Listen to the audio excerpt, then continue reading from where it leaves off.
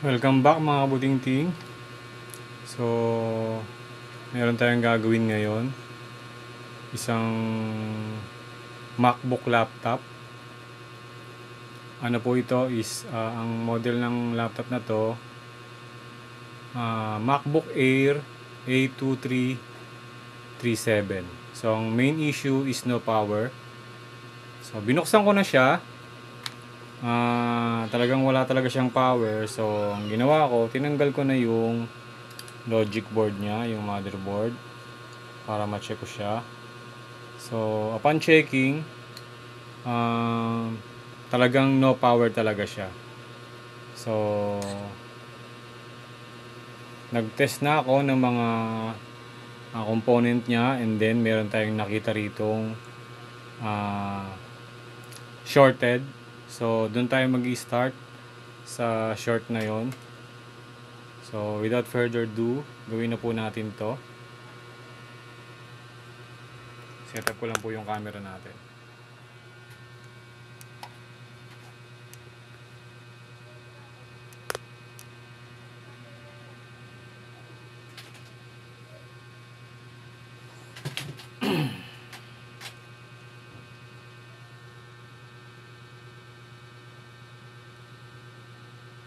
So, yan. Tanggalin na lang natin tong tong casing nya. Then, board na lang ilalagay natin dyan.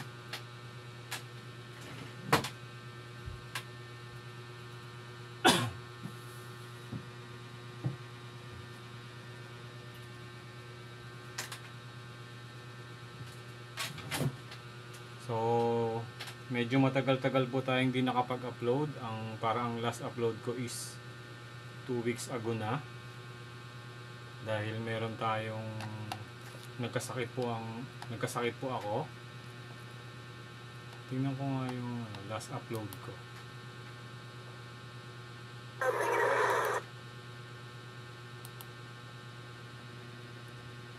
Yung last upload ko is 2 weeks ago.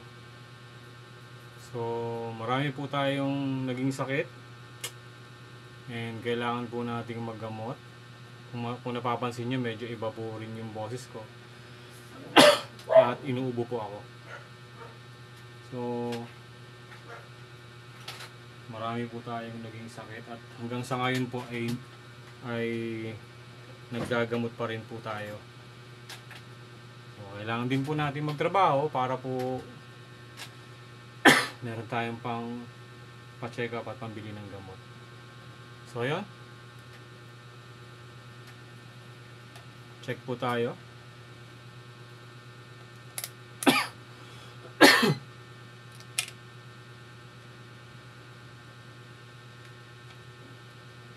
Rekta na po tayo kasi na-check ko na po itong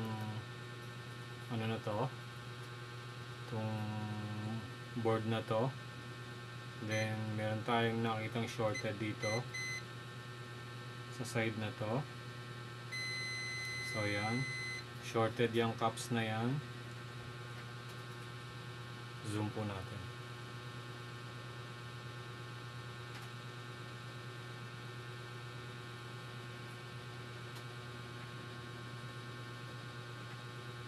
So ito po, itong isang hilerang caps na yan ay shorted. So tingnan natin.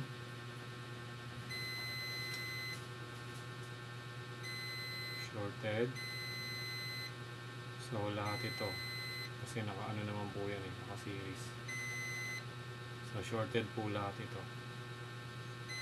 Then itong caps na to shorted din. Para makita po natin yung shorted natin is kailangan po natin mag-inject ng voltage. So para po magawa natin yan, kailangan natin ikabit yung ating thermal camera. So wait lang po, set up ko lang siya.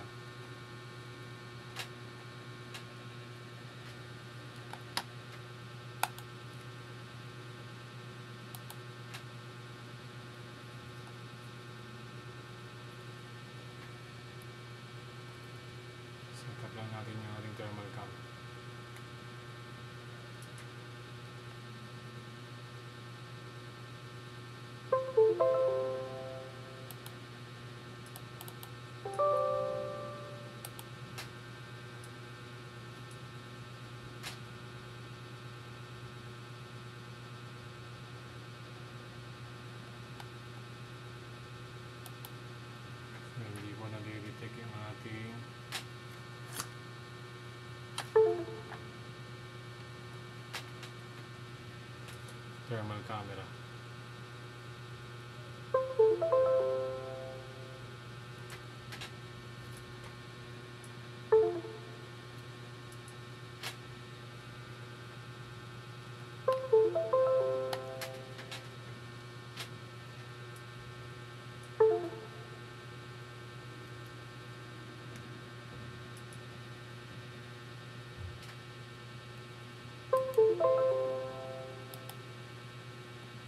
So USB not recognized. So pause ko lang muna. Ayusin ko lang muna itong thermal cam natin. So yun guys, na-setup na natin yung ating thermal cam. So ang gagawin natin is tatapat muna natin siya dun sa ating thermal camera para makita nyo po yung ating ginagawa.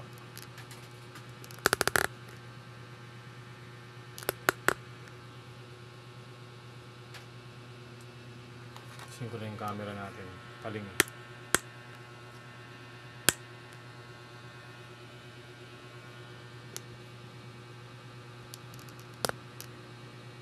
So ayan. Nagkaroon ng bilog yung ating thermal camera. So tanggalin muna natin ulit.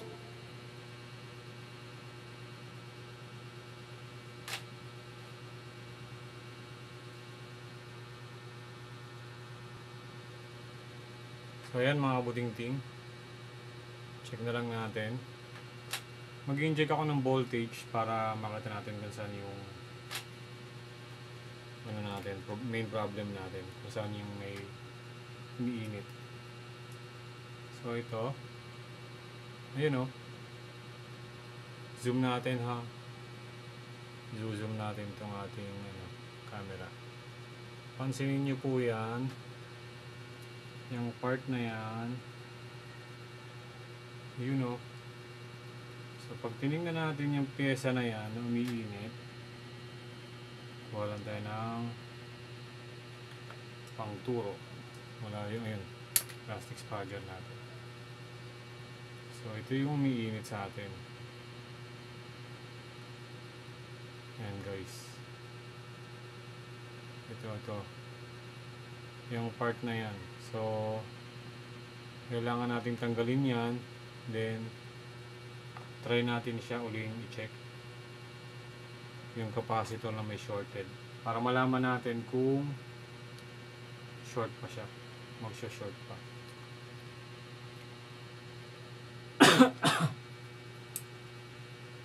Pasensya na po kayo, medyo inuubo pa tayo, pero kailangan po natin magtrabaho. So yun,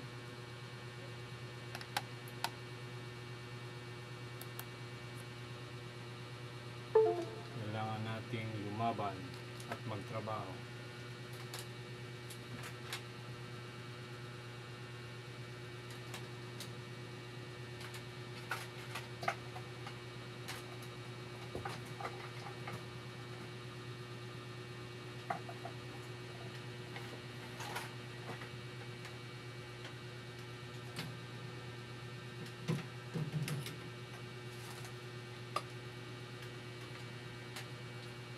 So, tatanggalin po natin yung isa ko lang yung ating camera.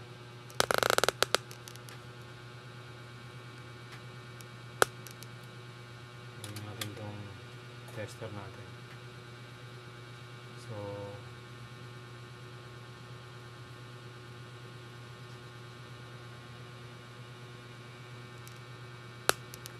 yan po.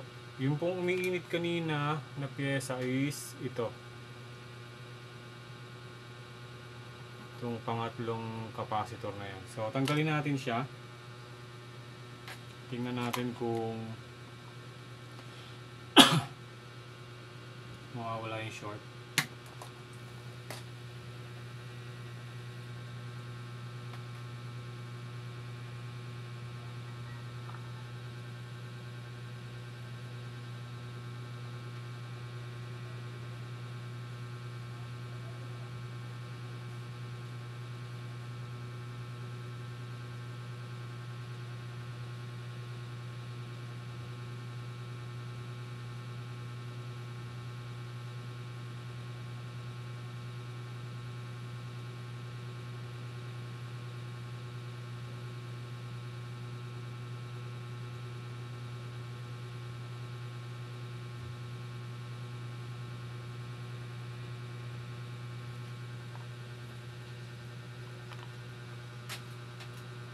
Sabihin na natin ng ano.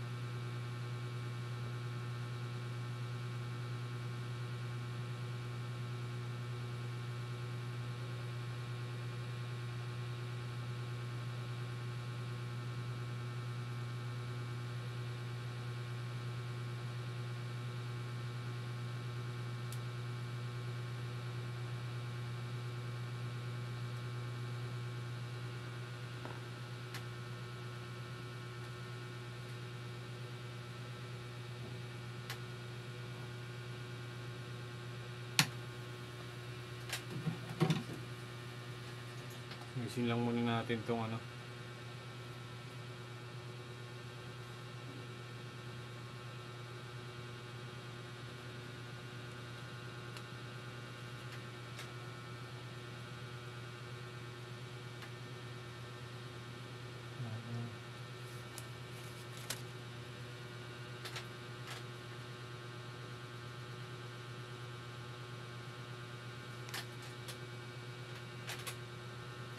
Wait lang po ah.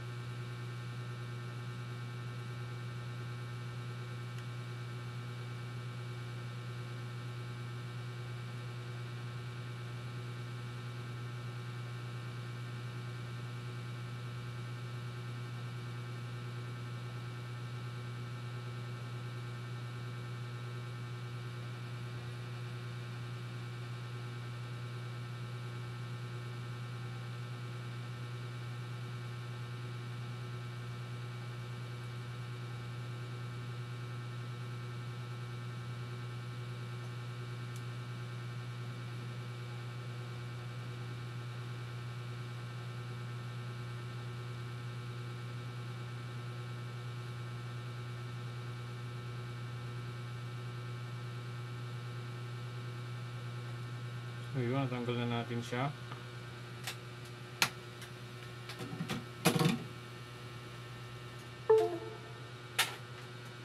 So palamigin lang muna natin mga buting-ting.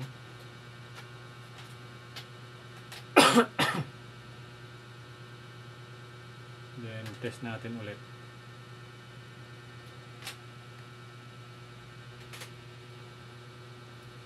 Tapat natin sa electric fan.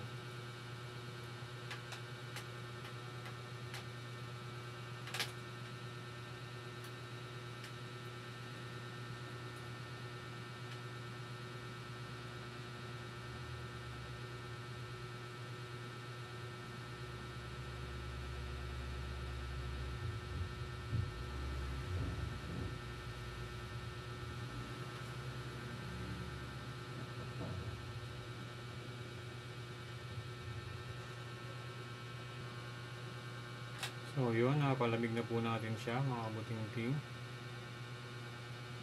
Testingin natin yung capacitor na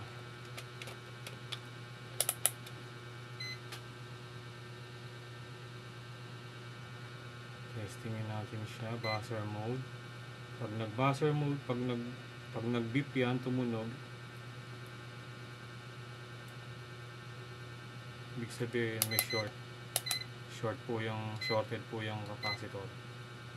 So, tingnan natin. Test rin natin. So ayun, 0.2 shorted po siya. Balik rin natin, 0.2 shorted. Then try din natin i-check yung yung shorted na capacitor kanina. Yun o, wala na siyang short. Kahit dito wala na rin. So kahit po dito sa capacitor na to, wala na rin tayong nakikitang short. So it means yung problema natin ay shorted capacitor. So kuha po tayo ng natin, donor.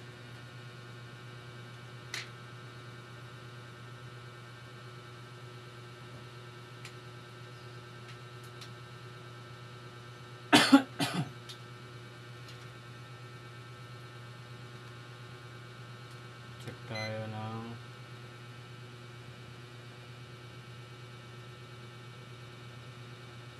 393.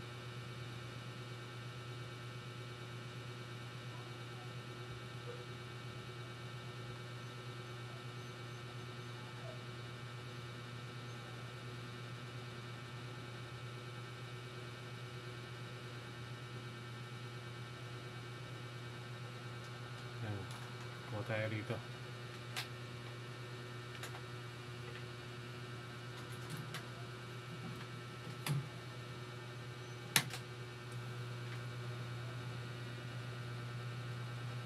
Natin yung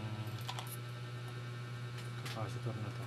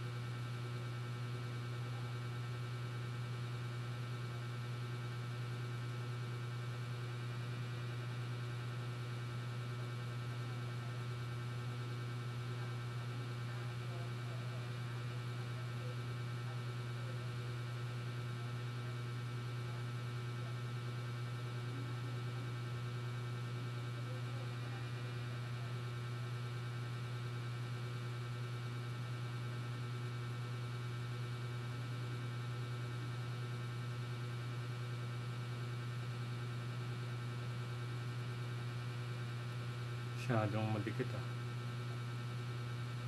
ayaw bumitaw.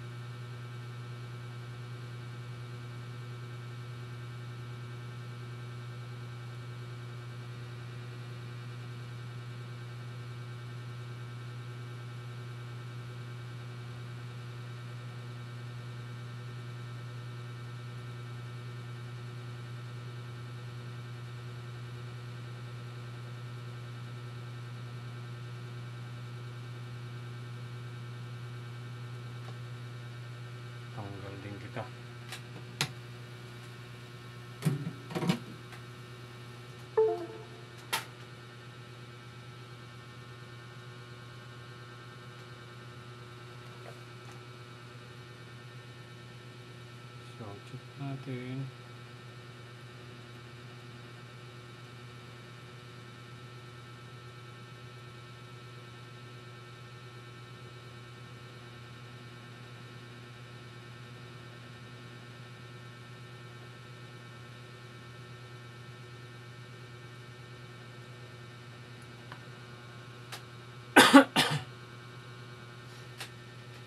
Palamigin muna natin mga buting-ting. Tapos test rin natin.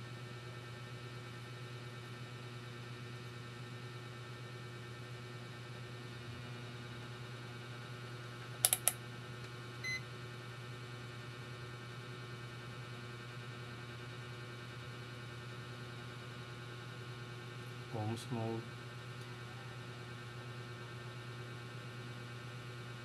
So meron tayong 40 kilo ohms. Diode mode tayo.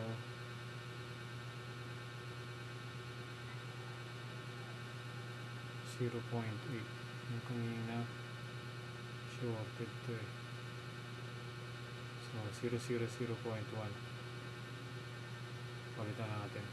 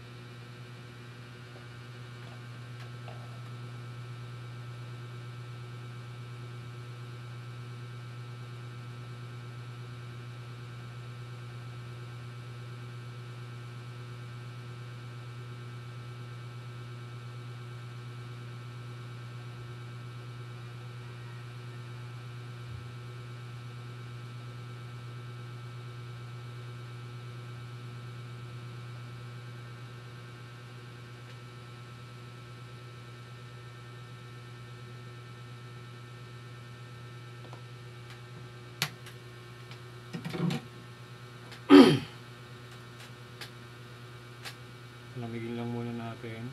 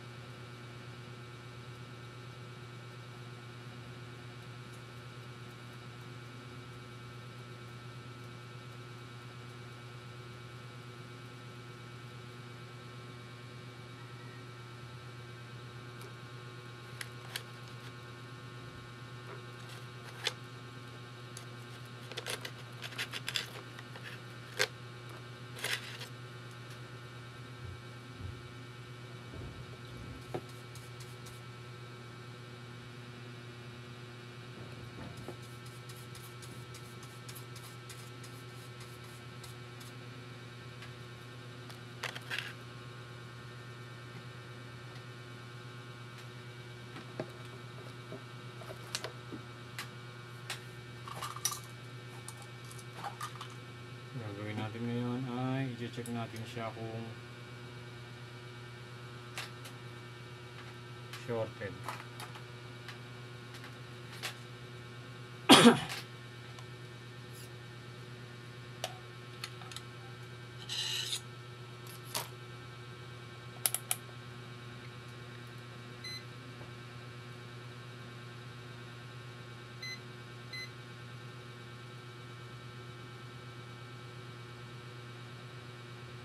Okay na, mataas na.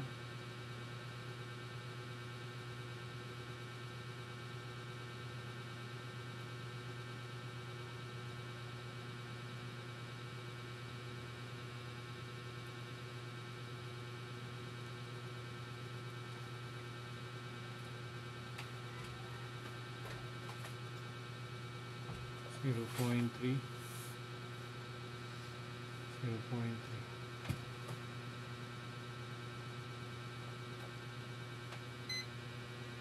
Ohms mode tayo.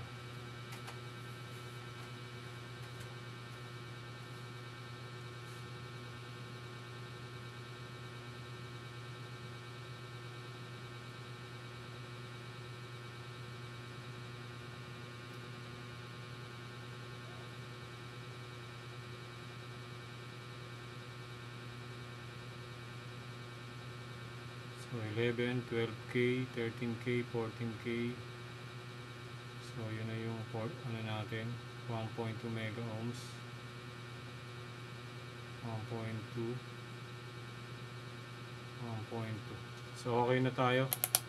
Try natin siyang ikabit.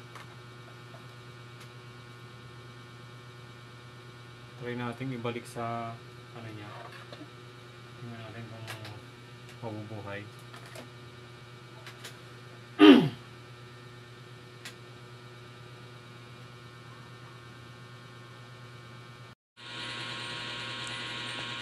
So guys, inassemble ko na siya para ano, sa pag-test natin, makikita nyo na lang siya na ano. So ito na siya, yung MacBook laptop natin. So hindi ko na po pinakita kung paano ko siya inassemble.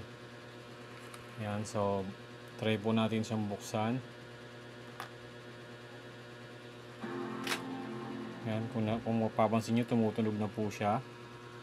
Yan.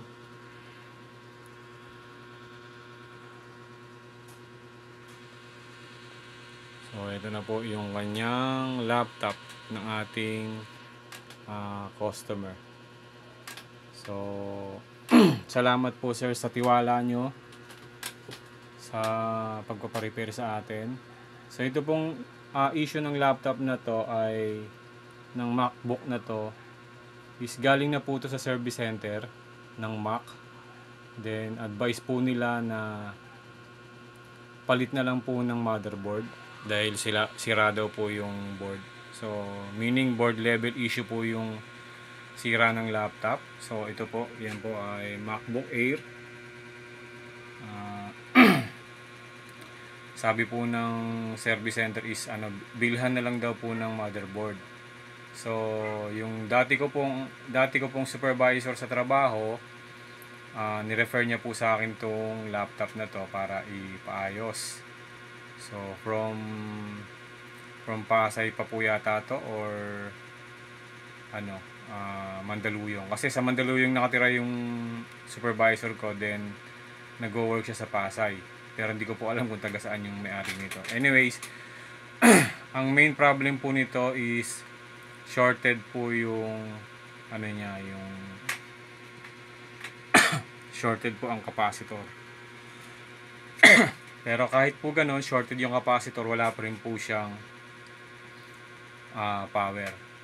Then na-found out po natin na yung main problem niya, bakit hindi po siya nagkakaroon ng voltage sa motherboard is yung charging port niya po is walang pumapasok na voltahe. So yun, dun po ako nag-start para malagyan natin siya ng voltahe. So yun, thankful naman tayo at naayos po natin tong laptop na ating customer. So again, mga kabuting-ting, kung meron po kayong mga laptop na gustong ipa-repair, ayan po. Pasensya na po at inuubo po ako. Ayan po ang ating name. Ito po yung aking contact number and address. So, makikita nyo rin po ito sa check nyo na lang po yung Facebook ko. Facebook account ni yan, yung Elisa Ledesma. So, yun. Para po kung meron po kayong gusto ipa-repair, laptop, desktop, video card, yan, pwede po tayong tumanggap ng repair na yan. Basta po isagot nyo lang po yung yung shipping. Kung along Metro Manila lang po kayo, pwede po kayo magpadala sa atin via Lalamove or Grab. Or kung malayo naman po kayo, gaya po ng naging isang customer natin from Dumaguete pa, so LBC niya sa atin yung kanyang mga pinare-repair. So yun, again, maraming salamat mga kabuting-ting at pasensya na po kayo, yung aking boses ay medyo kasi inuubo po ako.